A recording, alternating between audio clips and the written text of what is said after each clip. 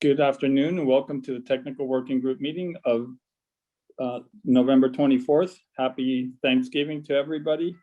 And with that, we will get some introductions. We have with us our staff, Michelle Rodriguez and Angela Montes.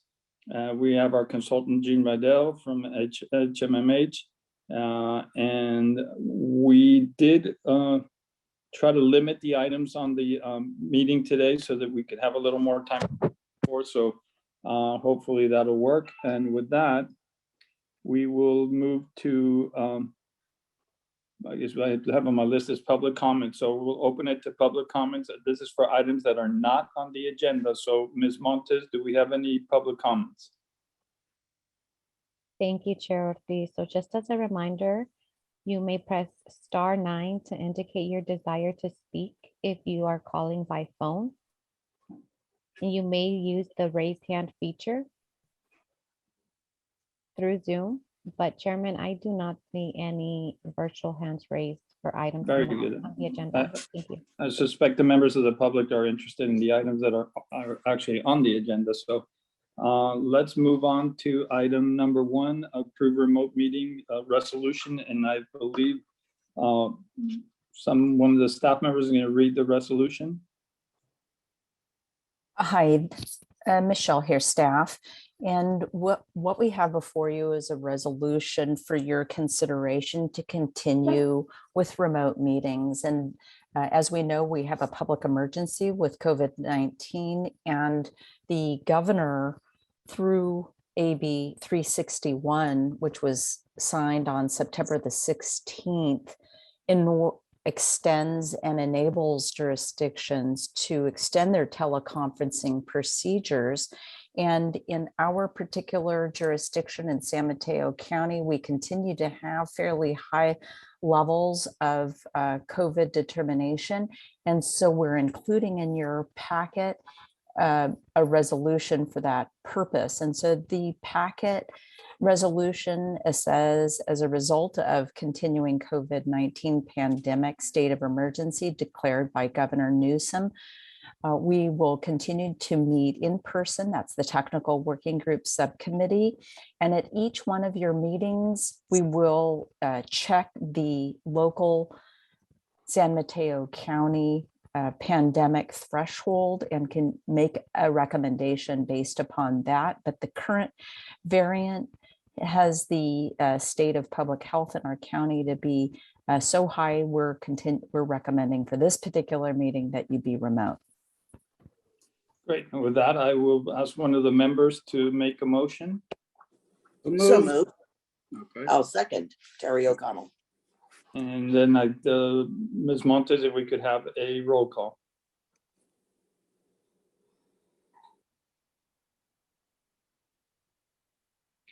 Angela, I can't hear you. I don't know if you're on mute. Sorry about that. Member Whitmer, Aye. Member O'Connell, Aye. Member Schneider, Aye.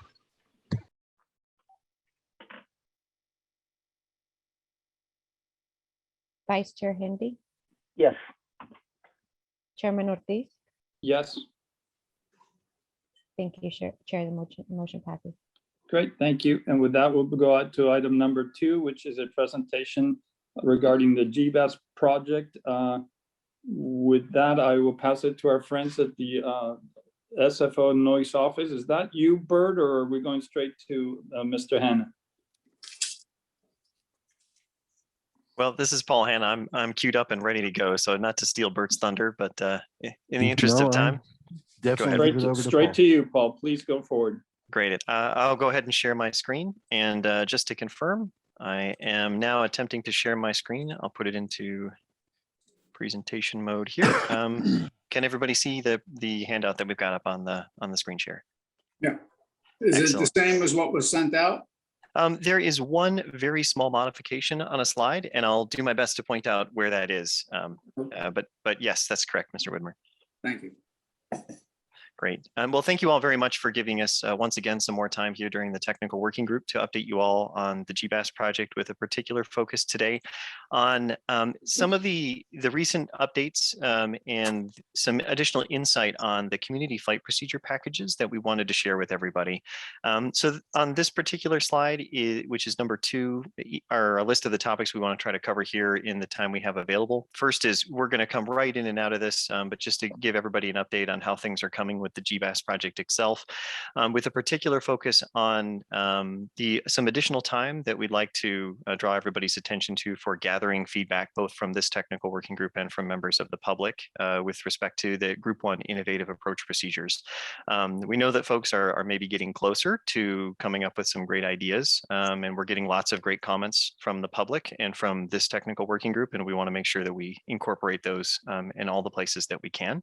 The second is we want to spend a few minutes today talking about how the airport project team interprets community flight procedure packages to and share that insight with you all to hopefully provide some alternative ways to maybe look at the packages, to think about which procedures maybe could be extremely beneficial, and those which have some interesting mathematical results that take an alternative perspective to maybe take a look at as we're trying to get that feedback. The third step that we'd like to do today is to talk about the Aedt results, and Aedt, as many of you I'm sure already know, is the aviation environmental design tool that we use to calculate the noise results which have gone into our community flight procedure packages. And we just want to present a little bit more information today on that frontier as well, just to help you all maybe understand how our team at least is thinking about these things. And then the last and equally important is we'd like to share a bit of information today about the vision that we here at the airport have for the Gbas and the GLS procedures, not just the overlays, not just the innovative Group 1 procedures we're talking about right now, but where we see all of our initiatives and our interactions with this important group moving forward, and how we hope we can achieve our project goals, with the number 1 being noise reduction. So that's what we're going to try to cover here today. And the first up again is just a quick look at the timeline. So this is page 3 of the handout. Today, on the top part of the slide, you'll notice that we are nearing the end of the installation and commissioning of the Gbas as a NavAid. It is very close to the end here for us. We're going to have some remaining flight inspection activities here next week with the FAA, and we expect that to be wrapped up, and the Gbas as a NavAid coming online here shortly in the month of December. And as we've talked about in the past, and I'm not going to spend any time really talking about today, the overlay approaches will be published on the 2nd of December. Those were recently flight inspected and found to be good to go. The important part I'd like to point out here on this page is that the white and the red boxes here about the innovative approach evaluation and the opportunity for public feedback. This is specific to the Group 1 procedures and the community flight procedure packages that we've put on our website and we've shared with folks. We are extending those boxes out. This is something I think we thought we might need as we get lots of great emails and questions from this particular working group as well, that we might need a little bit of extra time to accommodate that. We also understand that the technical working group and your consultant are also going to have an opportunity to look over some of the packages in more detail. So we've just extended that out a little bit into the first quarter. I think previously we had shown that timeline was going to maybe come to an end right at the end of this year. We're just kind of extending that a little bit into 2022. And that is the desired timeline, obviously. Paul, why is the presentation at places like Palo Alto, who you know are very verbal and participate, as well as some of the other areas, why is that pushed out so far? Why don't you bring that forward?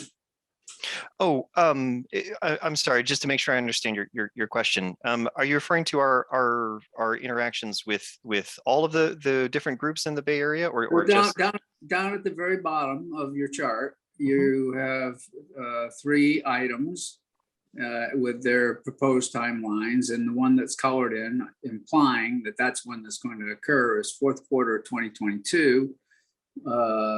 Other public presentations, City of Palo Alto, you specifically call out the other working groups, et cetera.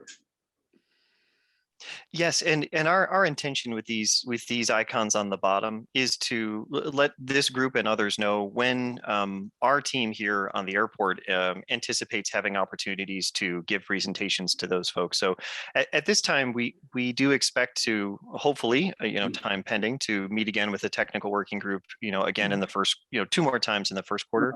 We also hope to meet with Palo Alto again here shortly, hopefully in the month of December as a specific group of stakeholders, and then also again 2 more times in Q1.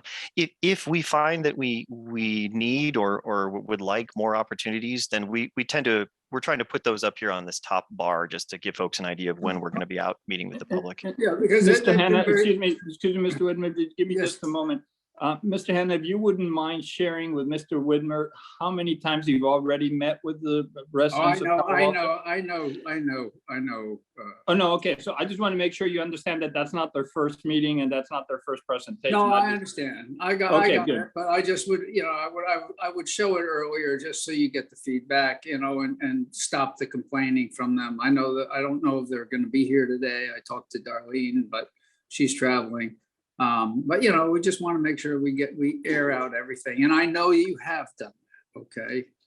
And I appreciate that. I think that's an important thing to bring up, and I appreciate you bringing it up. But I just want to make sure that everybody be clear that the airport has had special presentations that were for Palo Alto specifically. So beyond what they've done with us. So I'll put it back to Mr. Hanna if you don't. No problem. Thank you. Certainly, appreciate the clarifications. And yes, we are, again, we're here with this technical working group because there are so many, cities and municipalities represented in this important juncture. But you're correct. We are also meeting with other groups, other roundtables, other municipalities, and we do plan to continue doing that here. So thank you for the clarification. So I'll move forward. That's the gist of our discussion about the timeline here. Page 4, I'm not going to linger on this slide for very long because I actually want to get into some of the more meat here. But this is just a kind of a reminder about how we've been thinking about the first group of innovative GLS procedures that we are currently reviewing with members of the community. And so just a reminder, we had a flight procedure subcommittee that was trying to deal with a lot of the minutia and design details and things where it's maybe not as interesting to the public. It's lots of debates about, where do you put a decimal point on a procedure design or how do you move things around? That created 23 initial concepts, which we shrunk down to the community flight procedure packages that we've put up on the website and we've got to review today. We do recognize that it's a lot. There are a lot of innovative GLS procedure concepts that we're reviewing with folks. And for each CFPP, there are multiple aircraft in each of the packages.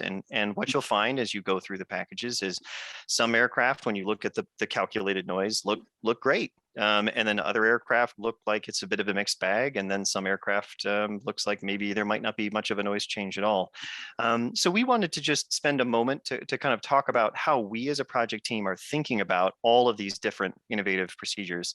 And that's what I've got here. I'll have it in a couple of different slides, but the way we think about it here is what you see in this table is a list of all of the innovative Group 1 procedures that we currently have up on the website and that we've been reviewing with folks. So on the left-hand side is which runway the innovative approach is heading towards. The next column called community package, that's kind of the name of it. If you were to look on our website, the noise.flysfo.com website, you'd find them that way. This middle column is our description. This is just us and kind of what we think about as a project team when we talk about these things. So for instance, at the very top, we think about this GLS DB approach. This is the opportunity to take that down the bay procedure. In the past, it's been referred to as the Bodega East. It's done as air traffic control representatives, providing vectors to airplanes. So it's a little bit difficult to use with any great frequency. And we want to convert that into an instrument approach so that it's maybe easier to use that path in the future and that it connects to a nice precision final approach using the Gbas. So we see that as an opportunity for overwater usage, which is great because we would hope it doesn't impact any residents in the Bay Area. And it also, gives us an opportunity for dispersion because more aircraft could potentially go over the water. we look at that one as like its own category. And we're very hopeful that this group and residents of the Bay Area will also see it as very beneficial. So when we think about it in terms of our project goals, we're using these kind of 4 icons for this table. One is noise reduction, like a little microphone. One of them is ILS redundancy, so that if something goes wrong with our established ILSs or they need to be taken down, the GLS can continue serving that same precision approach need.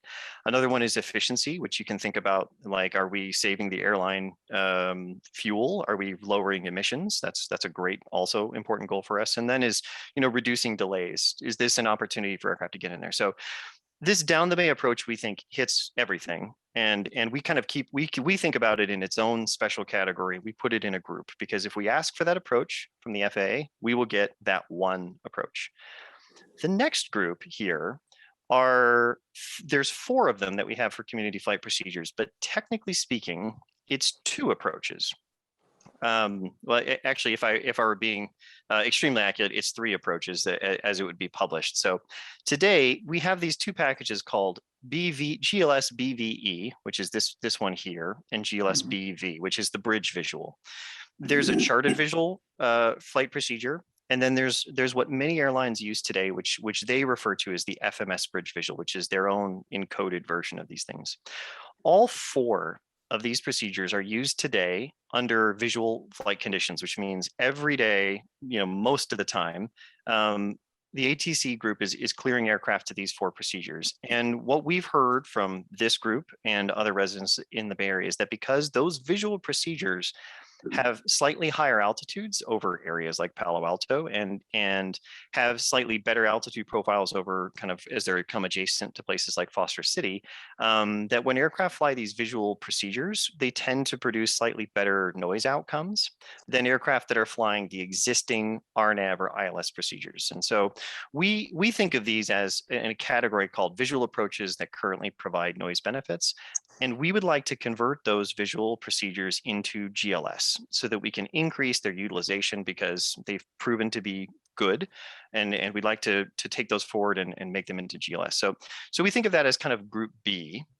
And then the next group for us is it's a special one for us. This is the GLS-R group. And this is really because today there's an RNP approach that involves aircraft descending a little bit high, not at Aedt, but over side-by and heading out into the bay first before making the left turn kind of parallel to the runway center line, and then at the last minute kind of connecting back into the runways and making a safe approach.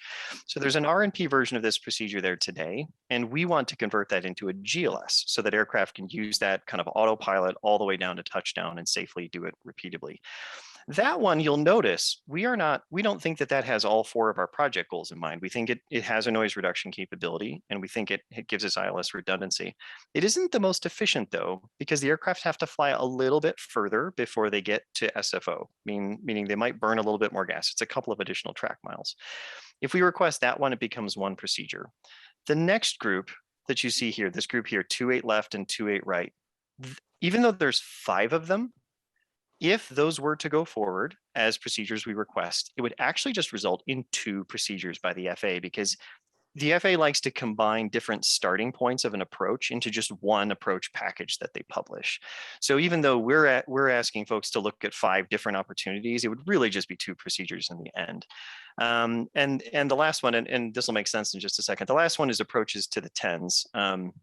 1 approach to 10 left and 1 approach to 10 right. And you will notice here, the way we think about this as a project team, this is the approaches to the 10s have nothing to do with noise, unfortunately, not at this time. And it really has more to do with the concept that those runways do not have ILSs. They do not have precision approaches today.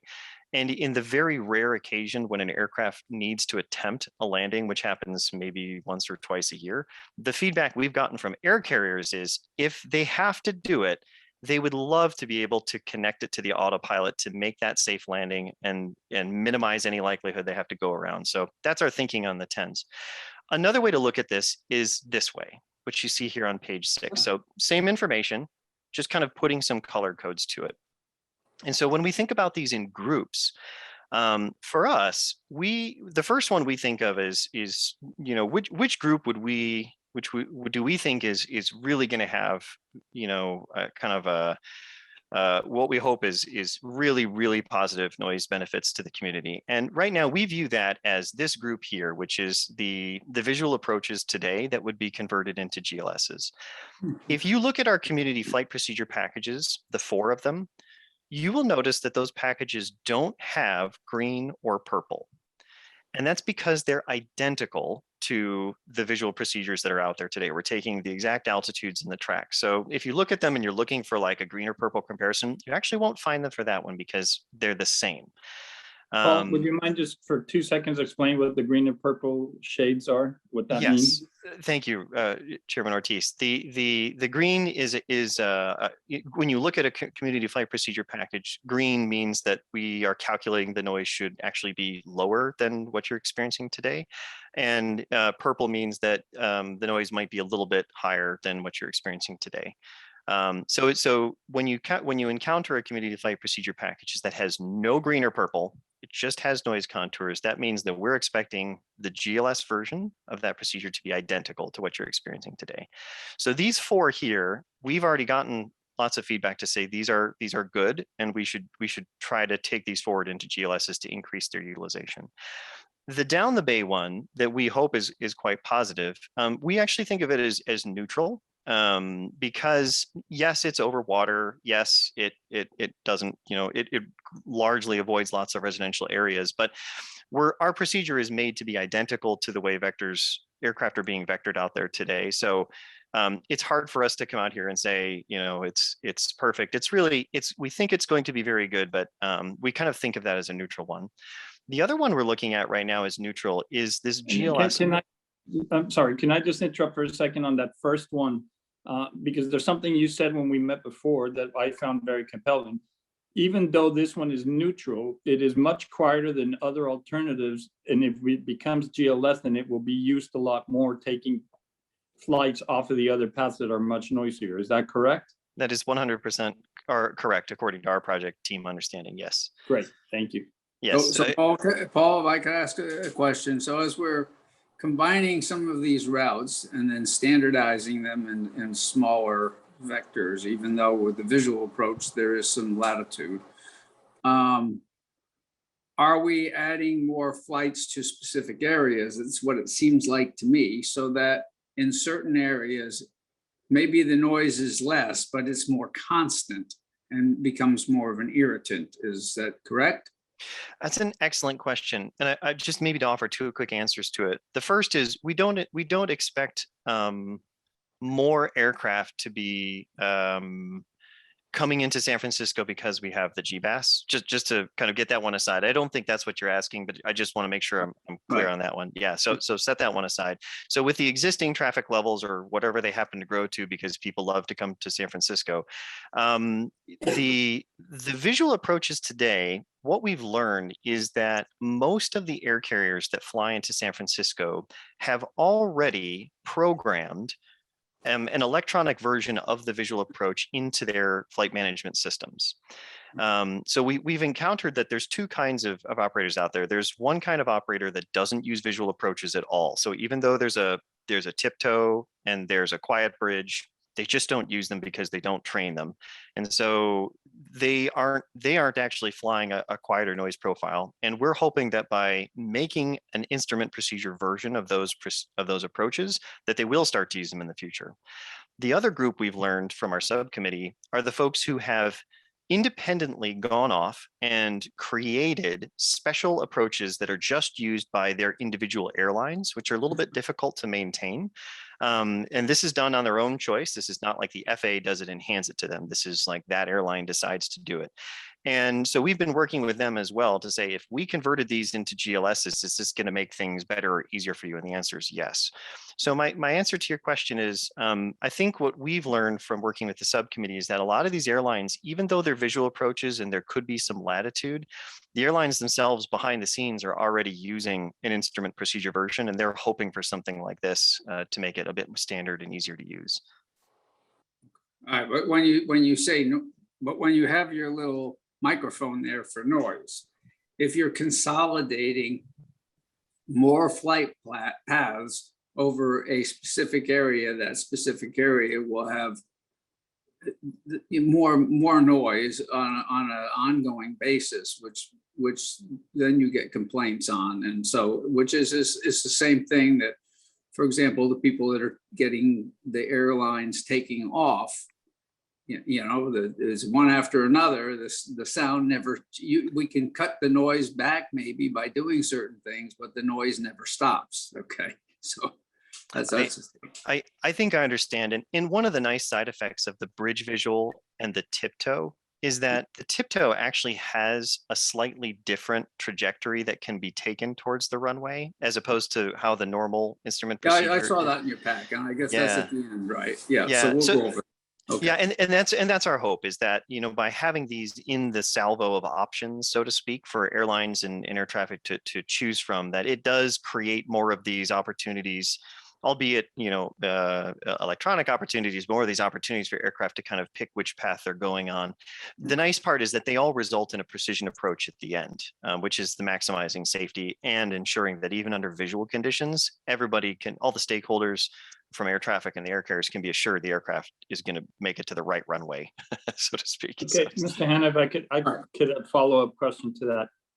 Just to be clear, on these green ones that we're talking about right now, implementing Gbas will not increase the volume of flights. These are already flights that are coming in on a visual, and now they're going to be on the GLS. But is your sense that there would be added flights because now they're on GLS? Your first statement is the one we assume as well, that we don't expect more flights, that we don't expect more kind of arrivals or more aircraft to be coming in because we've converted a visual procedure into a GLS. It'll still be limited by however many aircraft are GLS capable. Does that answer your question? Yeah, thank you. I just want to make sure, and it's kind of something that Mr. Widmer said that I just want to make sure I was clear on. Thank you. Sure. Through the chair. Yes, Vice Chair, please go ahead. Thank you, Mr. Hanna. Thank you. Quick question for you on these visual procedures. For example, we're talking about the bridge visual and the tiptoe. If they are converted to GLS approaches, would they provide the opportunity of having dual approach using GLS, or it still will be single? That is an excellent question. All the questions that have come from this technical working group are great, but that one is really excellent as well. One of the things, and we're going to talk about this in just a few slides, is our intention of getting these procedures first created as a Group 1 innovative approach is to have air traffic control gain more experience with aircraft flying these procedures under visual conditions. And the reason why that's so important is because visual conditions can be used to reduce aircraft separation. That's how SFO is able to get so many aircraft in today. The highest number of arrivals that you experience here at the airport is when there's no clouds in the sky, and they are bringing them in both at the same time, because under visual conditions, if air traffic clears an aircraft to a visual approach, then aircraft separation becomes the pilot's responsibility primarily. So the idea that we have for these procedures is convert them into GLS so that we can take advantage of the noise benefits. After some time, when air traffic and the airlines have had some experience using these procedures, then we're going to go after something that's being used in New York right now, where when the air traffic controller clears the aircraft to the visual, they will know that they're taking the GLS approach, and they'll still let them both come in. So you'll have two aircraft on a nice, hopefully noise beneficial procedure, both heading for the runways with kind of much reduced separation. But we have to get these created first, and then have everybody grow in to that experience together. Does that make sense? It does make a lot of sense. Thank you for the answer. Sure.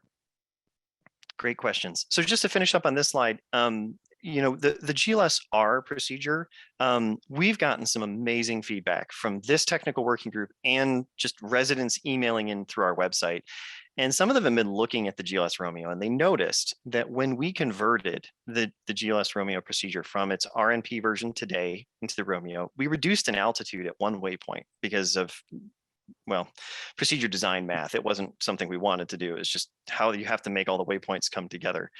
And we got some feedback saying, well, why can't you do this, this, and this? And we are in the act of modifying it based on those recommendations. We've taken it back to our flight procedure subcommittee. We found some ways to tweak it. And so we're right in the middle of changing those packages. And we hope that the benefit to those changes is that all of the green we currently show for those procedures over kind of the South Bay cities is retained. And that small section of purple that I think right now shows up around Foster City is eliminated. So we're working on that right now. Just want to let everybody know. That's why it's in the white at the moment. The yellow ones, just to be very clear, we still, the ones to the 2.8 left and 2.8 right region here, we still believe that there is a great noise reduction possibility for these procedures, but we also acknowledge that the AEDT math modeling that we're using, which is as precise a tool as we have right now, does show some purple areas. They're very small. We're going to talk about it in a second. So we want to be transparent. We look at those procedures as well and say, well, there's a lot of noise reduction. There's maybe a little bit of a very, very small noise increase. And so we think about them even as a project team here, that they're kind of in a separate category, maybe an important category, but maybe a little bit lower. And we think those maybe we need to take some time working with everyone to evaluate as well, to make sure that those are the best choices to take forward. So that's what this chart is. And the next couple slides I have is just some other ways to maybe help interpret the community flight procedure packages in these green and yellow. So you've heard me talk about green and purple. Green being an area where there's calculated noise reduction, and purple being an area where there's a calculated noise increase. And I can't emphasize enough the word calculated. And I'm not going to talk about this today. We do have United Airlines flight evaluations coming up to help us kind of match real world examples with calculated. That's still there. We're just not going to spend time on it today. But one of the things we wanted to point out is what happens if we look at these community flight procedure packages in some different ways, and we think about them not to the decimal level accuracy of what we can calculate, but more something closer to the real world. And so what you see in the community flight procedure packages today, we're giving you answers to the 10th of a decibel. I don't even know how to simulate a 10th of a decibel. I'm not that skilled but so sometimes when you see purple values in our packages, they are literally 10ths of a decibels of noise increase, as opposed to, large green areas where it's several decibels that could be, improved upon from a noise perspective. So when you look at the left-hand side, that's what it looks like. When you look at the right-hand side of this graphic, this is what happens if we just say, you know what, why don't we just look for, which just cut everything off at 1 decibel, 1 whole decibel. And so you can see on the left, there were these kind of thin little green and even some little purple strands that are very hard to make out on the left. Over here on the right, when you look at it by 1 decibel, you just see all the greens kind of glommed together in one area. This is one way of looking at the procedure information. It's kind of how we think about it as a project team. There's another way here on slide 8 to think about it, which is to set aside presenting each 5 decibel noise contour and just look at the changes and just present contours for the changes. So same procedure, same aircraft here on slide 8, totally different way to look at it. And so what we're showing here is, this is the GLS alpha approach to 2.8 left. These green contours just show you where the noise is being reduced. So in this area right in here as an example, we're looking at an almost 5 decibel SEL decrease that's being calculated. That you could probably hear in the real world when it was happening. And so we see, even potentially up to 3 decibels, you could hear that reduction potentially. And the rest of these areas, which are still reductions, we're kind of showing, in yellow, they're maybe meaningful. And then there's some very small areas right over the water where it might be very small decrease or increase kind of area. If we look at a different aircraft, thinking about this the same way, the one on the left, I'm sorry if my screen resolution isn't very good, but you can see purple areas, right? Very thin purple areas where I'm kind of moving my cursor right now. If we apply that same logic where we say, you know what, no, let's not look at tenths of decibels, let's look at whole decibels, purple's gone. There is no purple, because we're trying to be as transparent as we can with our modeling to help you make a more informed decision. And sometimes that kind of makes things a little more confusing, and I apologize about that. So in this case, if we just say whole decibels, then we see green areas. I see there's a question. I'm sorry, I can pause there.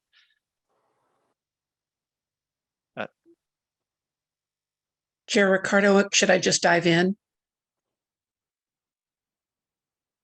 Okay, he's muted. Looking at your map on the left-hand side where you just showed that purple band, and I understand the discussion of we can only hear changes of 3 decibels, but I'm curious, now that the ground-based noise study showed that certain noises actually increase as noise travels up slopes, have you taken that into account in this modeling? It's a great question. So to be very accurate with my answer here, these packages, the answer is no. We have run simultaneous information sets where the terrain is taken into account to the best of AEDT's capabilities. And what we find is that it doesn't change except for one very specific area. And I'm just trying to be very transparent here. And what's very strange is that the area where it changes is where the water meets the land near Foster City. And it created the strangest patterns that when we shared them with the FAA environmental office to say what's going on here, they said, we don't recommend you share those because we think that's an error in the calculation. And it wouldn't be a real world result. So they looked at the rest of our kind of further ranging noise footprint over what is clearly rising terrain areas, as you're pointing out. And they said that, you know, the no terrain versus terrain, that matches what we would understand at this point. But that area around Foster City where it went like water, and then berm, it did this strangest thing. And the FAA said, we don't think that's correct. Please wait for the next version of AEDT before you share those. And we said, okay. Thank you. I would love to see that too. And the berm is stone, right? And that's before Foster City's new metal wall goes up. So that would be good to see.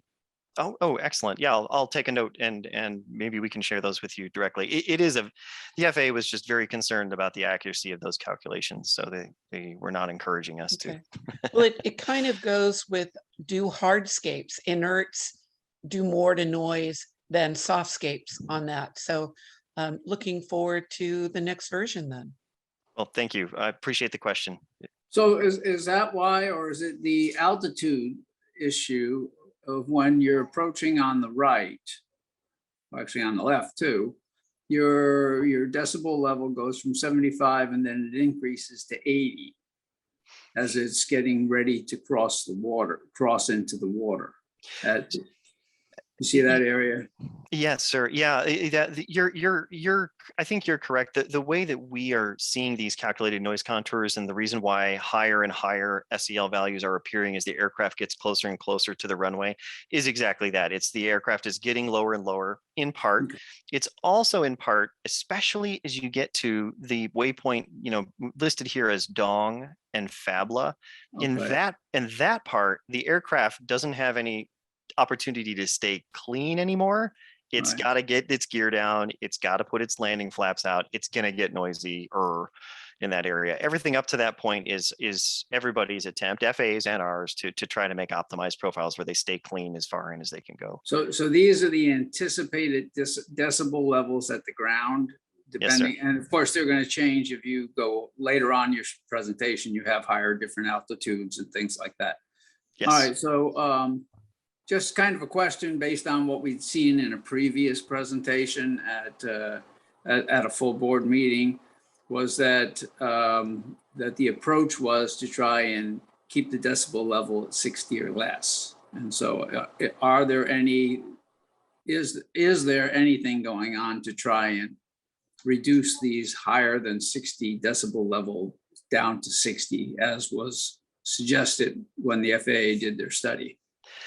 I can only speak relative to the Gbas project, so I apologize if this is a limited answer. But I think there isn't much we can do about that final approach segment and when the aircraft has to drop its flaps and put its gear down. I can say that when we've been working in the subcommittee and looking at the initial results before we put the CFPPs out there, we did have some really smart folks on that subcommittee that were looking at the actual SEL values and making small suggestions about, well, what if we move this waypoint a little bit this way, or if we tweak it, you know, another way, to try to get those values over the water when they went beyond 60 as much as we could. What we find from our math, just to be transparent here, is it's really tough for an aircraft on approach, you know, with any kind of altitude to be quieter than 60. especially when the aircraft gets to within about 3,000 feet above the ground. We're finding that if there's any kind of flap setting out there and any tiny amount of thrust, it's pretty much by this model generating something in the neighborhood of 60. So we're also, I'm sure as many of you are, very interested in looking at things like this approach right here. This is our current GLSR version that goes kind of more out over the water and comes back in. We're very interested in these two for that purpose. All right, okay, thank you. Thank you very much. Vice Chair Hindi, please. Thank you, Mr. Hanna. So let me make sure that I understand this correctly.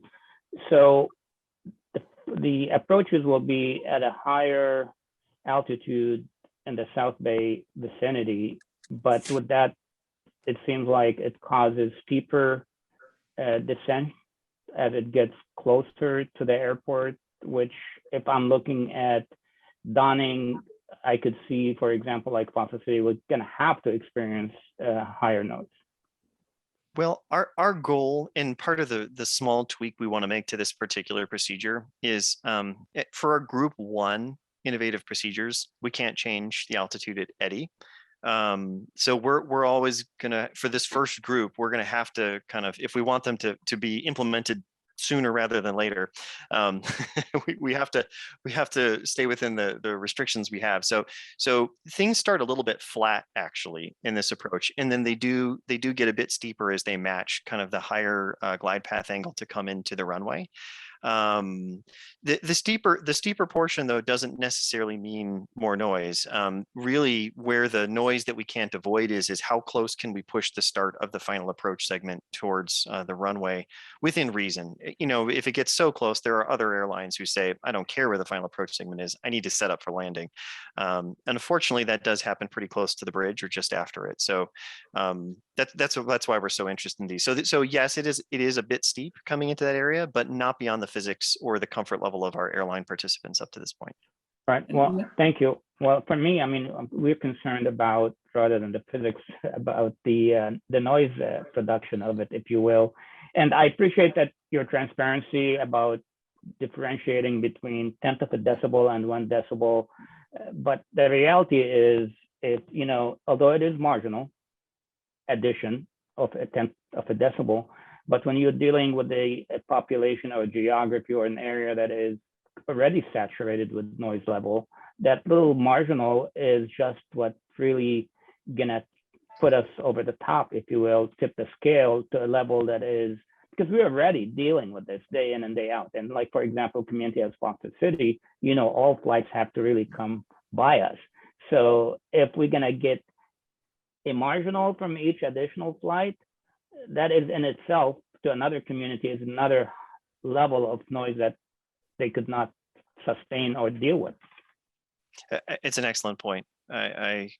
One we are also aware of, but I thank you for raising it. I'm sorry, Chairman Ortiz, it looks like maybe you wanted to jump in. Yeah, well, I just wanted to, so kind of a follow-up, not to this last question, that one's beyond my pay grade, but the prior question, one of the things that I understood that Gbas was going to allow is for a more streamlined approach that would allow for less use of air brakes and run-ups that would cause it to be a little quieter on that. Even though it is steeper, it's a much more controlled and much more with making it quieter. So I do remember hearing that. Am I remembering correctly? You absolutely are remembering that correctly, and that is a part of why our subcommittee was meeting to basically go through some of those physics modeling exercises, you know, on our side to make sure that when we brought them forward, that things were as optimum as they could be when they connect to the GLS portion. So yes, that is the point. Yes. Right, and I hope that gives you a little comfort, Sam, that the fact that they're doing it with the Gbas, then they don't have to use air brakes or run-ups to get to the runway. Right. That's at the end of the presentation. Through the chair, I'm sorry, I'm a little confused on the term run-ups. I'm assuming that means gunning the engine, but I thought that was coming out of maintenance facilities. Can someone help me with the terminology? I am no expert. I'm just running the meeting. So if I'm using the incorrect term, No, you could be me. right and I could be confused. It's just help me with that, staff. Paul, I was going to offer my interpretation. So oh, sorry, Gene, if you were to jump in, go ahead. Yeah, I can just jump in real quick. I think what Chairman Ortiz was referring to is just increased power that you'd have to do on a normal, arrival into the airport, as opposed to not having to increase thrust. He called it a run up, but it's basically adding thrust to the engines on arrival. Okay, and run-ups are what the- happens to engines when they're being tested after maintenance? Or am I wrong there? Yes, indeed. Nope, Okay. you're right. That's All right, around- thank you. Sorry, yeah. Chair, I didn't want to correct you. I just didn't know if the term had dual meanings. I stand corrected.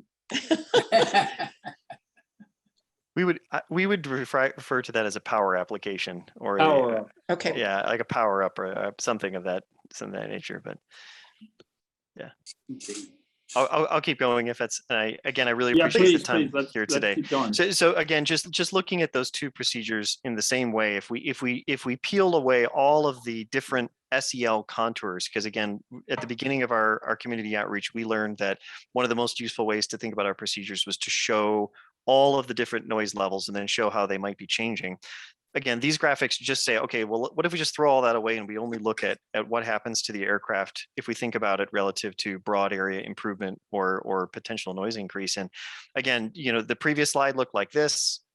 If we look at it just to say, how is noise changing, and just draw little lines around where the noise is changing, this slide helps us here, and it shows that there's almost a 2.8 decibel reduction in that area, and we really aren't anticipating any significant increases. The CFPP has some little purple, but it's decimal levels, whereas the main area. So that's what we were hoping to achieve with sharing this kind of insight with everyone. The next section of the presentation, and I'll try to go relatively quickly through this to be respectful of the time. This is our first opportunity, I think, to maybe elaborate on the vision that we have for the Gbas and where we are with this vision. And so there's a lot of things going on this slide, but I'll go quickly and we can come back to it later if we need to. So we're right now about to adventure into what we like to call the gain experience phase. As many of you remember, this is the first real public Gbas in the Western United States. It's certainly the first one in the San Francisco Bay Area and the first for the airport. There's a lot of stakeholders that need to get comfortable with using this airport-owned NavAid, knowing that it's going to work, knowing that the overlay approaches work the way we hope. As you can see along the bottom, there's this big bar that's in black with white letters that says measure. Throughout every phase of this project and going forward, we're here to measure the effectiveness of these procedures. That is part of our commitment. And if our GLS procedures turn out to start producing more noise, that's a bad outcome, and we're going to do something about it. So we need to, even in our first phases where we just have 4 approaches that are supposed to be identical and they are published to be identical, and we have every anticipation of being identical, we're going to measure and we're going to make sure that that's true. What we're evaluating with everybody right now is what we call group 1. And there are opportunities to get those group 1 procedures developed by the FAA, whichever ones we get the best feedback and from this technical working group and other members of the Bay Area, to get those developed for implementation, possibly in 2023. Also, 2024 is also possible, somewhere in that kind of time frame. So we have some examples in there. So we call that the expanding our capabilities. Now we're not just kind of learning about how to use the Gbas. Now we're going to try to use the Gbas a bit more for what we hope it can do, right? We want to achieve our noise goals. The next phase, right on its heels, is an important one that we have not spent a lot of time discussing, but we want to share it with you. And it's the top part is called increasing utilization. I hinted at that today. This is where we want to take the procedures that make it through group 1, get developed by the FAA, and prove themselves again to do the right thing, that we measure them in the real world and they really work and people are excited about them, and the residents hopefully notice a noise reduction the way it's been calculated. We want to increase their utilization. So we want to try to start encouraging nighttime GLS operations as exclusively as we can, because if they're working well, let's try to get more aircraft onto them. We also want to try to convert our best GLS procedures into what's called ARNP approaches. This means that we can start to take non-GLS aircraft and put them onto the best of the GLS approaches. we're not going to jump to that state. We need to prove to ourselves that it is working, that it is having the noise benefits. And then when we're all confident that's the case, then we expand their use to every airplane that comes into SFO, and including the GLS capable ones. At the same time, we're going to look at Group 2A. And Group 2A procedures are things like even higher altitudes, where maybe the current altitude at Aedt is not a constraint to us anymore. This will also be looking at things like Category 2 approach capabilities, which maybe isn't as exciting to this group, but important to us. Then there's this big gray line that you see called FAA Air Traffic Control Staffing and Technology. And you see Group 2B and Group 3 procedures on the right. And the challenge for us is everything to the left of the gray bar is very much within the direct kind of influence of the San Francisco International Airport and this project team and our Gbas implementation and our airlines and FAA stakeholders. When we need to try to go after even more innovative things than what we're looking at in kind of Group 2A, there are other things we just don't have any control over that need to be in place before we can get there. Some of them, and that's what that gray bar is all about. You know, you're talking about increased staffing levels in the tower. You're talking about new technologies that are being discussed that have to be implemented at the TRACON. And the airport just doesn't pay for things like that. We can all work together to encourage the FAA to make those investments, and certainly, you know, this project team will, because some of them are very useful. Like as an example here, the multiple airport route separation, or MARS. This is a neat concept that you can have. I'm on a meeting. Oh, sorry, was that a comment? Oh, I'm sorry. No I'm not problem. muted. No problem. I love Mars too, so I thought maybe that was a excited proclamation for it. But Mars is one of these really neat topics that the FAA kind of headquarters level is talking about, where you can reduce separation between aircraft coming into different airports at the same time. And you can imagine the possibilities for the Bay Area, because now our constraints that were, you know, San Jose coming over the top or Oakland coming in on one side, with Mars and ARNP and GLS playing together, there could be some really exciting solutions. But you've got to have the GLS and you've got to have some ARNP first, right? So we've got to build our way up to that line and get it. And then things like the virtually displaced threshold that we've talked about kind of as a future state. Right now, we understand that it's going to take us a while to get there. We need the FAA to have a lot of confidence in our system before they're ready to take that step. This is our vision. And the key here is that, again, we're here to measure the success as we go along each of our steps, you know, together. And we're here to collaborate. You know, that we're here to collaborate as an airport with the FAA, with residents, et cetera. We want that feedback. So the reason why this is important, and this is the last thing I'm going to share, and then I'll get out of the way with your technical working group, is we are starting to work on those 2A approaches. And to give you an idea of what 2A approaches look like, you know, today for Group 1 procedures, we had some constraints that we had to work within. So on the left, you see, you know, our you know, lateral tracks, we couldn't do anything that interfered with Oakland. We had to stay out of the way of the SFO departure procedures. We can't do anything, you know, with Aedt for this project. It's very limiting. And so on the right-hand side, you can see what we came up with for our innovative Group 1 procedures. We took advantage of everything we could relative to what we were given the chance to do. In Group 2A, we have some new opportunities. So now we can start to look for things that are more like physics limited approach opportunities, as opposed to prescribed altitude limits. So we all think about this as what happens at Aedt. So there are higher altitudes at Aedt that can be done. And again, in the interest of time, I'm not going to delve into this a lot, but I did want to just show these two examples before we maybe wrap up for today.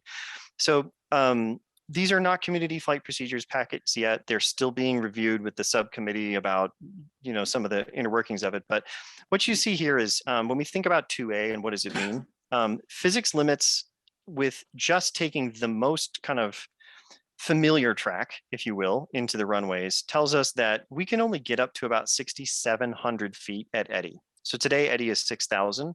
If you just take the straight line track straight to Seepin and you make the left towards the runways, it's very difficult with modern aircraft to get higher than 6,700. If we do, you either have to be very, very slow, or you're going to have to put speed brakes out, and then we start defeating the purpose very quickly.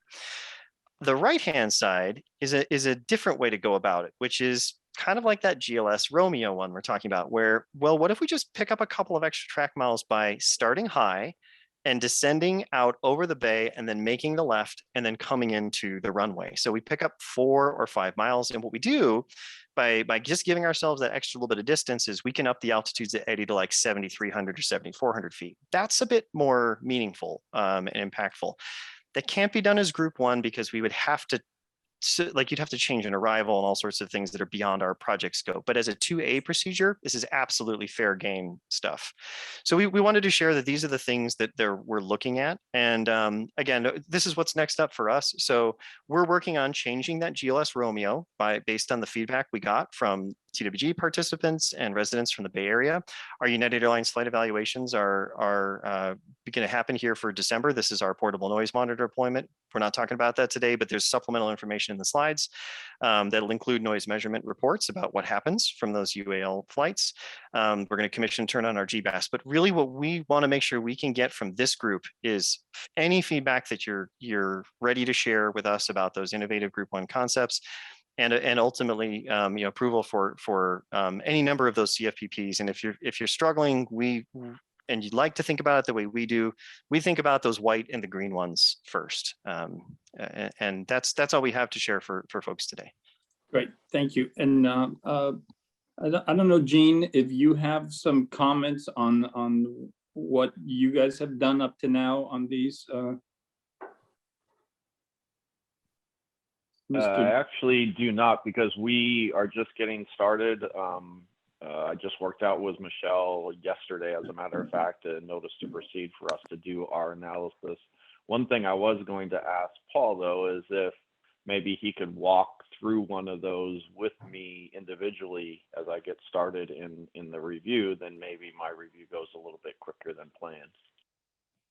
We would treasure the opportunity, Gene. It's always a pleasure to work with you. And just for members of the public, our consultant, HMMH, is reviewing the assumptions and the modeling that the airport has done on these Gbas before we can present it for approval by the board. So that is our next step, and that's where we're getting started right now. So with that, I'll open it up to questions from members of the committee. And I know we've already kind of interrupted Mr. Hanna in the process, so I think we've asked a lot of questions, but I'd welcome any additional comments or questions. Actually, let's leave comments for later on, just any questions. And if we don't, I don't see any hands, but I can't see everybody at the same time, so please speak up if you have a question. Chair, I do have a question, a couple of questions. Okay, go, please. Thank you.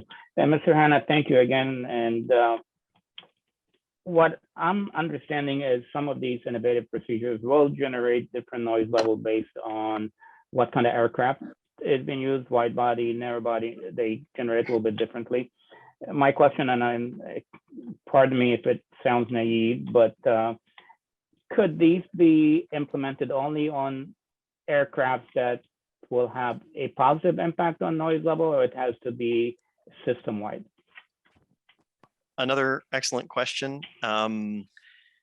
The current implementation that we would like to pursue from the airport would not restrict which aircraft could use the GLS procedures. And that's exactly why we wanted to share kind of 4 notional aircraft types with members of the public, because it is possible that a Lufthansa 748, as an example, Lufthansa is a Gbas capable operator. They could come in here. Cathay is a Gbas capable operator with an A350-900. They could come in here and use these approaches. So the implementation we're taking today to make these FA public procedures available would mean that any aircraft that was Gbas capable could use them. I'll stop there if just because I hope that's the direct answer to your question. Okay, and then the second question, if you will, I know you're going to be testing and you're going to come back with some data and to confirm what you have been working on. At what point, where is the no point return, if you will? When is it when the FAA publishes the procedure, or when is that timeline? So in terms of an innovative procedure being published and then being flown by aircraft in the public space? Yes. Yes. So if we take a small journey through imagination timelines with me, if you will. If we are successful in gaining all the feedback we'd like to, and having the technical working group recommend some community of flight procedure packages for us to go forward with, let's say in the end of December or January, and we make that request to the FAA via the IFP gateway, so that the FAA can do its normal NEPA responsibilities to look at its noise evaluation as well. The fastest you'd expect is maybe 2 years from that point for that procedure to be published and then be made available. And then at that time, the procedure actually does something kind of interesting. Because this is a Gbas, it gets published as a chart and it gets loaded into our NavAid, ours, San Francisco's, at the airport. So if we encounter problems with that procedure in the future, let's say after the point it's published, there isn't necessarily a point of no return, but there is a point of, we're getting a lot of, we're measuring that big long phase. We're measuring that maybe this one particular procedure isn't working the way everybody hoped. Maybe it's time to temporarily set it aside. And there's a lot of different ways that can be done. One can be air traffic just stops clearing aircraft to it. That's their choice. One could be that we're just having problems with the procedure and the noise, and therefore we deactivate it in the NavAid. So I don't know that there's a horrible point of no return for us, but the point at which it gets published is probably 2 years minimum after the point at which we ask. So if I understand you correctly, SFO does have the power and the ability to put a hold or stop a GLS procedure after it has been published by the FAA? So the short answer is yes. As the owner of the NavAid and the responsible party for the procedures that are being broadcast from the NavAid, it is something relatively unusual and unique about this particular implementation. It is not something that we can do without coordinating with the FAA first. So that is to say, you can't just turn off a procedure without telling the FAA you're about to do it. So there are some preceding steps where the airport and the FAA would meet together. But yes, that is something the airport can do. Okay, so I'm sorry, but one more clarification question. So you definitely need to collaborate with the FAA, notify them, and whatever process that has to be taken. But does the FAA has a veto power over saying, no, SFO, we're not going to turn off this procedure? As a GLS procedure, let's just say it's never happened before, so I don't know the answer to that question. It's a good question, and this has yet to happen that we're aware of. Where an airport-owned NavAid has an approach that has challenges that are unrelated to safety of flight that need to be pulled out. It is our current understanding that this is something we can do. I have to admit that it's probably to be determined if we get to that point and the FAA tries to overrule it, but I will share that as a GLS approach, even in our group 2, ATC is not going to be issuing these approaches to airplanes. It will still be air carriers and air crews having to ask for the approaches. So it's very unlikely that the FAA will push back against that, but I'm not here to speak on behalf of the FAA. That's just Paul Hanna's hypothesis based on my experience in the NAS. Is that something that we need to direct the question directly to FAA, or that's something you could get clarification on for us? We can likely get clarification on behalf of our project team because we're very curious in the answer to on that one, but yeah, we can take that one. Wonderful. Thank you so much. Thank you. Thank you. Does any other questions from members of the committee? Again, I can't see all the hands, so please speak up if you have a question. Very good. So I'm going to assume that means no more questions. So we could, with that, open it to members of the public. Ms. Montes. Thank you, Chairman Ortiz. And I would just like to clarify with you if you would like to put the timer at 2 minutes or 3 minutes. I do see 3 hands raised from members. I'm going to keep it only because we are running out of time for our other 2 agenda items. I'm going to keep it at 2 minutes. Okay, sounds good. Thank you very much. 1 second. So I'm first going to call on Jennifer T. from Sunnyvale, followed by Jennifer Landesman. Give me 1 second.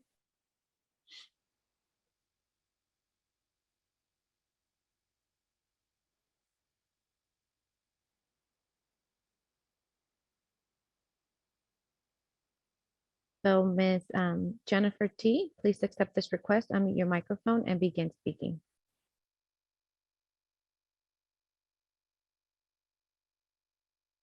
Can you hear me?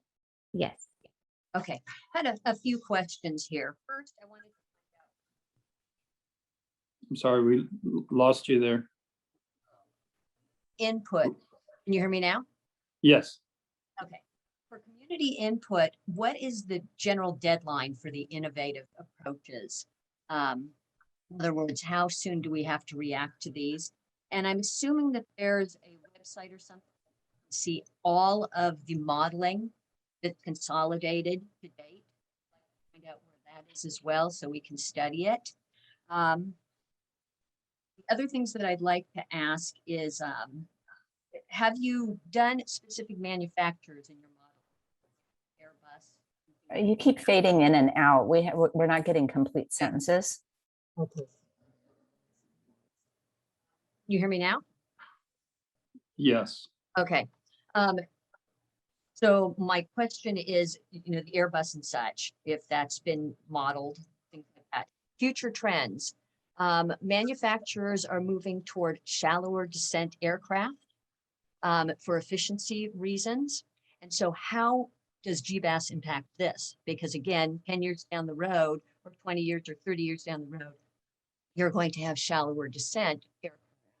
And how is that going to be impacted if we're talking about steeper descents?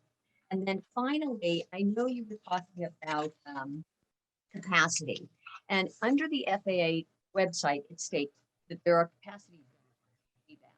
So it says Gbas will support complex procedures in terminal area paths that will compress the density of terminal operations without impacting safety, thus increasing capacity. On that, because this would increase capacity potentially at SFO, again, down the road. Thank you. Okay, thank you. And Mr. Han, I'm going to hold off and let's just get all the public comment and then I'll let you answer all the questions. So let's go with the next speaker. Thank you, Chairman Ortiz. I will now call on Ms. Jennifer Landesman, followed by Ms. Mary Jo Fremont. Ms. Landesman? Thank you. And thank you for the presentation. It's really great to see airport, airlines, industry working, but I still feel that the FAA is missing in this conversation. And I'd like to use Mr. Hindy's term point of no return. My understanding is that when the GLS, what is being called identical procedures to be published in December, that is the point of no return on those procedures. And I think all of the questions about the FAA's involvement is really important. And I don't know how these procedures that are called innovative are being proposed, or even the identicals, because if it's, for example, with Section 175 of the FAA reauthorization from 2018, it states very clearly that the FAA will not accept anything if it in any way interferes with efficiency. And so all of these innovatives just are a very big gray area. And I'd like to point out to the General Accountability Office report, it is very clear that there are only 3 ways where the FAA does outreach. And one of the ways that is CADX means zero outreach, unless the FAA specifies that they're going to do more. And I would just suggest that everybody ask all of the questions from the FAA directly, not indirectly, and that they need to be at this conversation because they committed in 2018 to an enhanced community engagement process for PBN. These are a great deal of routes, a lot of changes. Lastly, I still see a lot of the analysis regarding a route in particular, but as you know, the statute is that you're supposed to look at noise levels at communities, and there are communities that are not represented right now that are below the 65 DNL area. And so we really need the FAA at this discussion. Lastly, I submitted an email requesting all this information, and I haven't received a reply. Thank you. Thank you, Ms. Landesman. I will now call on Ms. Mary Jo Fremont, and that is the last hand I see raised. So Ms. Fremont. SFO team for the updated presentation, and thank you for being a partner in collaborating with residents of the Bay Area and pushing the envelope to reduce noise much more than just group 1. I will reserve my comments and questions to the hopefully the next community meeting that will be hosted by Palo Alto. And I want to correct the record for Chair Ortiz. These are not Palo I'm sorry, Ms. Alto Freeman. meetings. They are community meetings. These are community meetings for residents of the Bay Area who can then dialogue with the technical team. This is the technical discussion. It's extremely frustrating and difficult to engage in a technical discussion when you don't have a representative at the table. And as a member of the public, you cannot get your answer in the back and forth. And I know what I'm talking about because I'm a technical person by background. The other thing is, I still feel, and I've made that comment before, You're cutting out again. These TWG around or SFO, there's nothing I can do. My internet connection is unstable. Sorry about it. I want to say that this group, the San Francisco Roundtable, believes that they can approve or disapprove Gbas, and I have serious concern about a group who has recommended so far for Palo Alto or other cities for that matter to be part of the roundtable, but feels that they have the final word on what can happen to reduce noise on cities that do not have any representation in any roundtable for the airport. Thank you. Thank you, Ms. Fremont. And if I may, through the chair, ask for the public members that were having technical difficulties to ensure everyone gets your full comment, you may email roundtable staff. Thank you. Great, thank you, Ms. Montes. So we have no other public comment? No, Chair, that was the last hand. Thank you. Very good. Mr. Hanna, if you wouldn't mind, there was some very good questions there, and maybe you can comment on some of the commentary. I want to answer these as quickly as I can because I greatly appreciate the time you've given us today, and I want to make sure you have time for your other presentations. So if I don't answer some of them, we'll take them to our Q&A section. The first question about, do you have a web page for these procedures and the packages? Yes, we do. The website is noise.flysfo.com. And when you go there, you will see a tab for Gbas, and then underneath that, there's a number of supporting information, including the tab sub-tab that has all of the different community flight procedure packages. So hopefully that's useful to you. We also have an email address established as well for that, and hopefully one of our other team members can type that into the chat here to share with you. In terms of the question about specific aircraft, so to be transparent, we are modeling specific aircraft to be representative of narrow body 1, narrow body 2, wide body 1, and wide body 2. We are not permitted by our license agreement with Eurocontrol, who governs the most advanced noise calculation capabilities that we have with AEDT and the BOTA4 dataset. I'm sorry, this is a lot of acronym soup, but we are trying to use the best tools that are available to our team to calculate these noise and share them with the community. And there's a restriction that says that we can't disclose to the public what each aircraft is, because then it would potentially start to give away information so that one manufacturer might know more about another manufacturer and engine. I say this also as the president of the Society of Aircraft Performance and Operations Engineers. It's a very sensitive topic. We're doing our best to respect it, but still give the best information. So yes, we are looking at specific aircraft, but we can't identify which ones they are in our public information sharing. The shallow descent piece, yes, that is something that limits the physics actually of how steep of a descent you can get before speed brakes might need to get used. We will have more conversation about that as we share more on the group 2A procedures coming up. And I think even in the next Palo Alto meeting, we'll have some opportunities to dive into that. And we're happy to have that same conversation here with these members as well. The FAA capacity document, I think we're going to take that one to the website, if that's okay, because that's a great question, and we'll take that in writing. And to the question about FAA procedure, FAA involvement in the procedures, I just wanted to say there are FAA participants involved with our flight procedures subcommittee meeting. They have been from the beginning. They continue to support us in making sure that whatever we come up with can be implemented, and it can be used. later be. So they are there with us. We brief them internally, kind of as a subcommittee on how our conversations are going with the community, and we take that feedback and they hear it too. And so we all work together on the Gbas project. So I'm sorry it's a short answer, but that's I think No. what we'd like to do for today, Chair Ortiz. You were amazing, Mr. Hanna. I really appreciate it. You've answered, giving us a lot of information in a short period of time. I really appreciate it. And I'm glad that we pushed one item to the next technical working group, because this is very valuable to be able to go back and forth. So I appreciate the people who got on and commented. You guys are always very educated and very, the questions are wonderful. So thank you very much. With that, I'm sorry. Thank you again, Mr. Hanna. I really appreciate everything. So I'm going to move on. Chair, Chair, Yes. I'm sorry, a quick question for Mr. Hanna. On your comment on you can't give proprietary information, so you're just saying a wide body and a narrow body, but does that also take into effect the different jet engines that are in them? I bring that up because in terms of departures, the new Airbus has that whoop sound that Bert has told me the European communities are complaining about. I don't know if it does that on arrivals, but it's not just the width of the body, it's the type of jet engine in there too.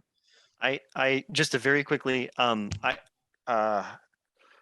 hate that you have to take my word for this because I can't share which aircraft they are, but please accept my offering to this technical working group that each of the 4 aircraft types are very uniquely different from one another. So our narrow body one has one very particular kind of engine that makes one very particular kind of profile, and the other one perhaps produces noises that are more akin to what you're describing.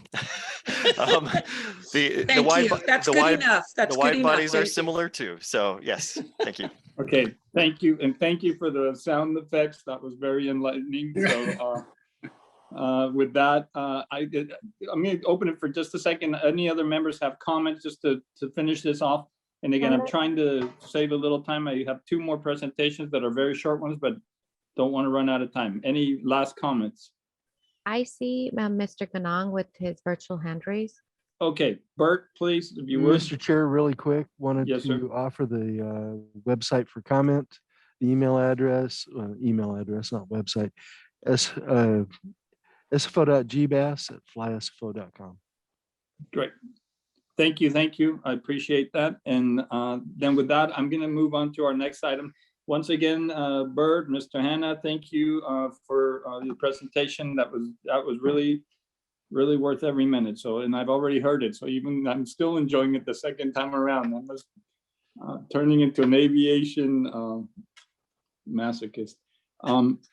So with that, I'm going to bring it. Now we have our friends from the FAA. They're going to give us a quick update on the night hush. And I don't know who is here presenting for the FAA. So I'm sorry, I can't introduce you until you show up.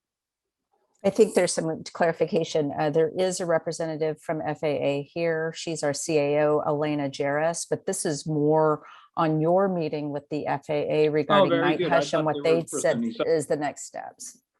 So we had a meeting. They discussed where we are, which is not a lot of progress from the last time, but we are now reevaluating, getting together. And correct me if I'm mistaken, Michelle, what we heard was that there was a meeting between the airport and the airlines to discuss some of the issues that were raised by Congresswoman Jackie Spear and some of what it would take to increase the time from 1 to 5, which is what they had proposed originally. So with that, we're still waiting for word from them on how we go forward and we get some more clarification. Michelle, any other thoughts on that? That's true. Next steps were on the NEPA, and did they say anything about the timeline to do that work on the expanded shoulder hours? I do not recall a conversation about NEPA. So, but yeah, I don't, and I do recall, if I'm remembering correctly. I'm not going to say that because I don't remember that correctly. So no, I don't have any information on that. And either Elena Jarris from FAA might be able to respond to that, or Bert.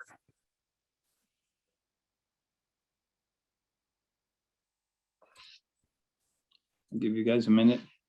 Just to clarify, unfortunately, I don't know if Ms. Jarrett is having issues, but she has not accepted my request to be transferred as a panelist. So she does not have permission to speak, and I don't see her hand raised. Thank you. Thank you. Regarding the NEPA, I don't have a timeline for that. I'll have to see if I can get that for you and bring it back. Very good. Okay. So with that, then I'm going to move on to item number 4, unless our FAA representative, she can join. I'm gonna wait just a minute more. We still do have time, so. With that, then we'll move on to item number 4, which is Title 21 update from SFO Noise Office. So Bert, I'll put it back to you. Thank you, Mr. Chair. Wanted to let everyone know that we have the Q3 Title 21 report submitted to the roundtable. As soon as we get news that they have sent it off to the state, we'll go ahead and post that on our website. So it's currently being reviewed by the roundtable staff. And the request for the historical data for 2009 to 2016, I'm going to go ahead and send the information data from that package, those packages to the roundtable, and it will be the daily, monthly, as long as the annual CNEL values, and we'll send that as a group for 2009 through 2016. I do have a quick presentation I'd like to share, if I may, with the topic of ANEEM. Go ahead and launch our presentation here. So a lot of people believe that this is a noise metric. It's not. Noise metrics are day-night level, CNEL, SEL, things like that. The noise event correlations are a metric in themselves, and there are ways of doing them. Historically, we used to do,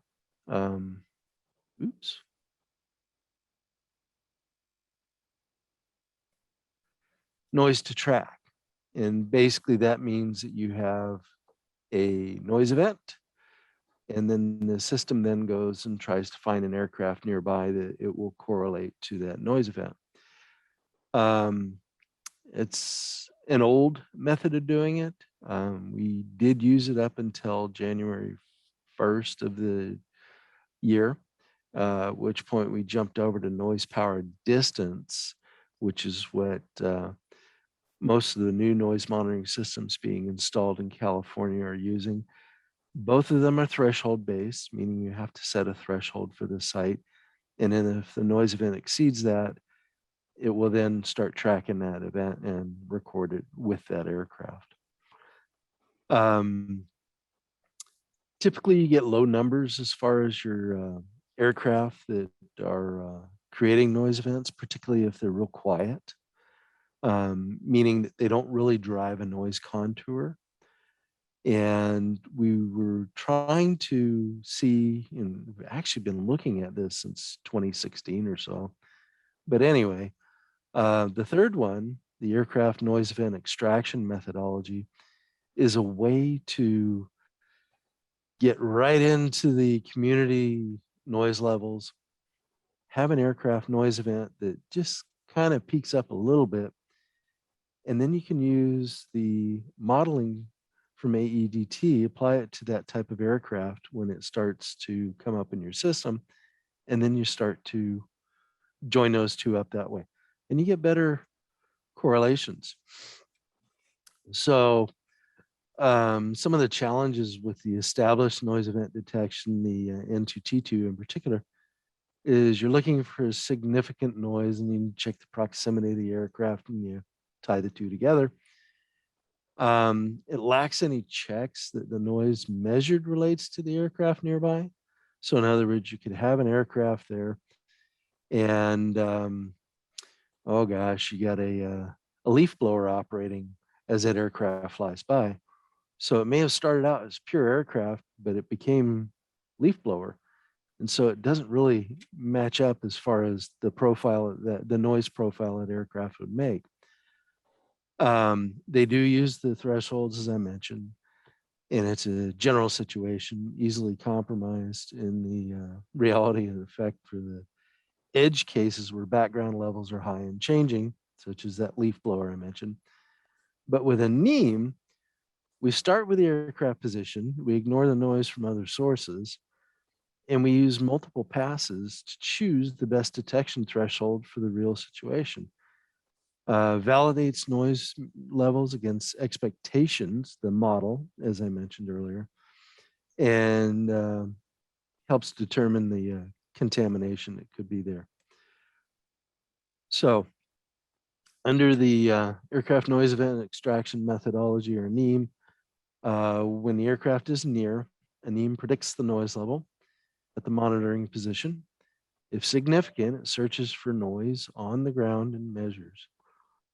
The ground measurements validated against it to the prediction to determine if it's contaminated, and the extra validation step prevents blind allocation of noise from other sources.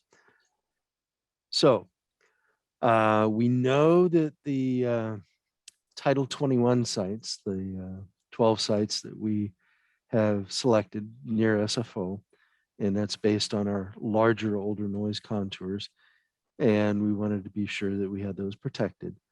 So we are going to use the NPD on those, noise power distance, which does work quite a bit better than the old N2T2, and go ahead and keep it for those, since we have to, since NEAM is not a threshold based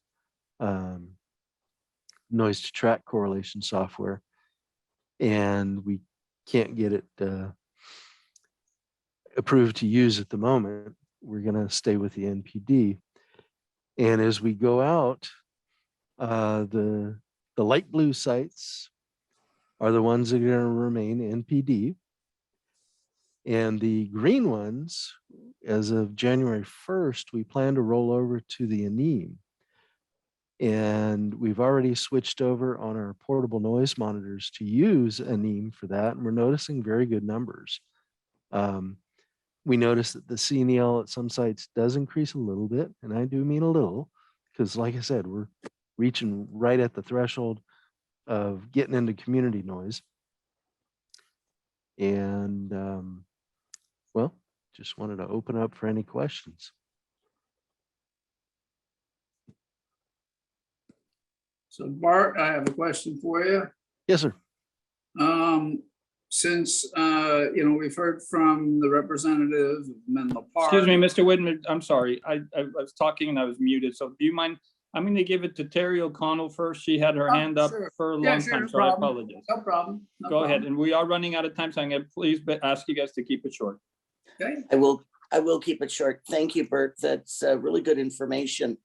One question: if the NEAM data for the areas outside of the noise, the Title 21 noise monitors, shows that the profiles have changed and bring some of them into the 65 dB, will those monitors then need to be changed back to the old system and taken off a NEAM?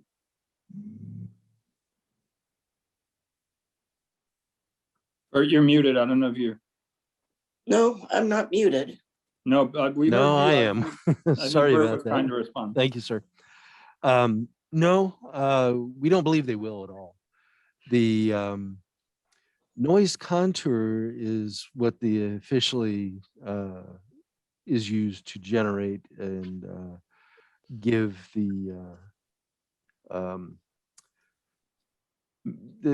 used for our noise contours, used for our noise mitigation program. Now, as far as our noise monitors, they will validate that typically.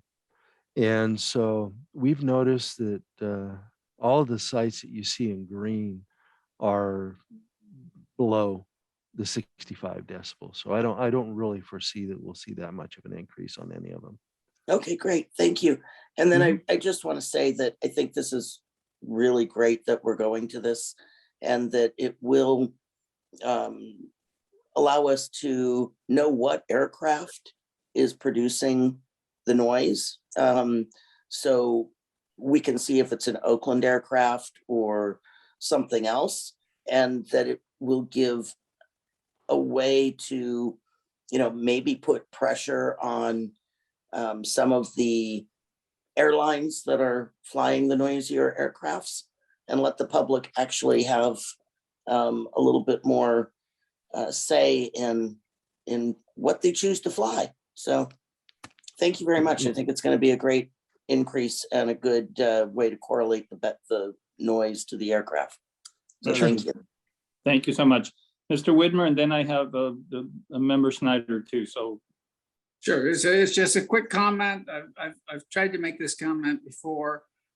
First off, I appreciate everything you're doing. I think it's going to make a good difference. We do get a lot of comments, both from the east part of Menlo Park, as well as the northeastern part of Palo Alto. And I don't know why we aren't going to put a monitor in that area, just maybe to the west of where the Dunbarton Bridge is, that covers EPA as well as Palo Alto. I just think that would be a good investment. We hear from these people all the time. I just really, again, would like to ask you to consider that. Thank you. Mr. Widmer, I'd be happy to talk to you about that one. We've brought it to the roundtable before you were with us, but yeah, okay. we do have restrictions by the FAA. Okay, so anytime you want to chat, let me know. very good. Member Snyder. Chair, and to Michelle, we're now a minute late on closing this meeting. Is that correct?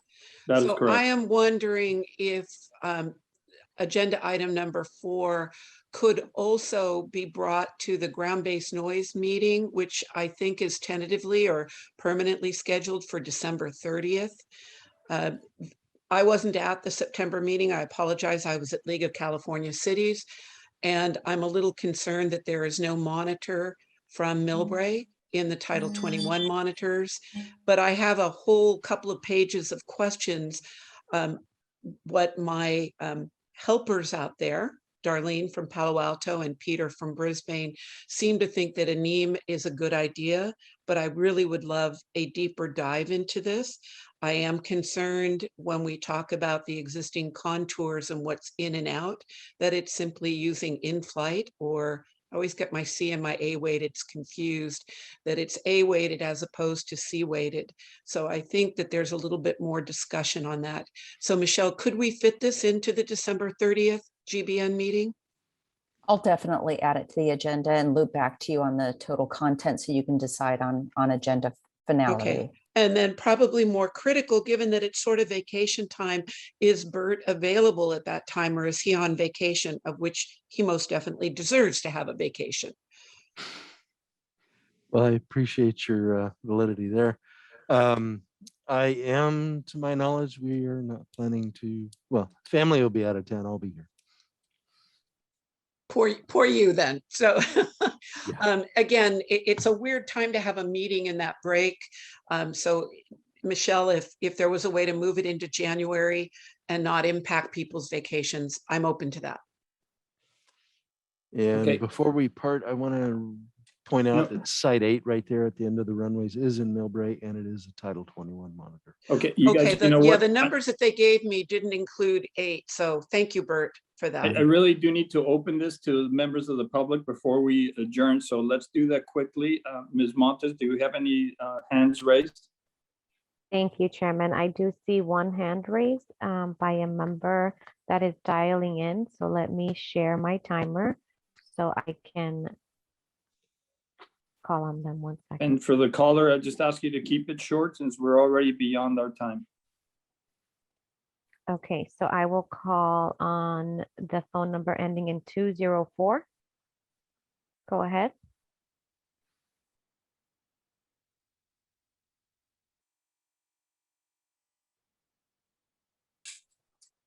Hello?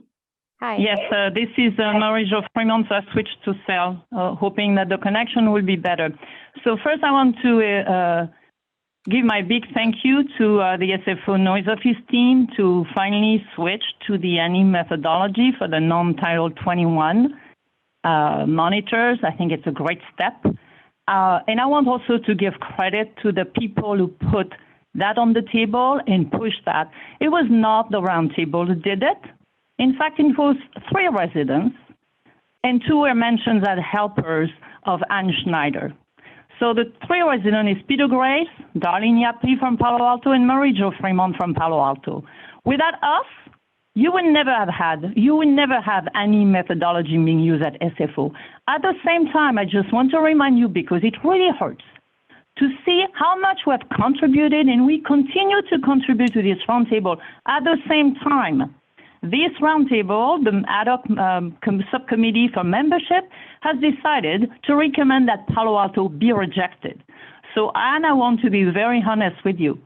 I'm done with contributing and helping other helpers to make progress.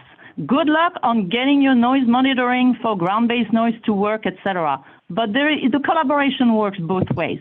You cannot just pick up the brains of people, pick up their hours, their knowledge, we do our homework, and at the same time decide that no, we should never have a seat at the table, only when it suits you. So that's my comment to this general, and shame on you, ad hoc subcommittee members who oppose for Palo Alto to be part of this roundtable. We have been contributing to this roundtable for years. I credit to all of the SFO team, Gbas and the SFO Noise Office and the director of this airport. Without them, we wouldn't be anywhere on Gbas, and not with the roundtable. The roundtable is finally waking up to Gbas, not before. So thank you, SFO, and thank you, Peter Grace and Darlene Yappi, for working with me.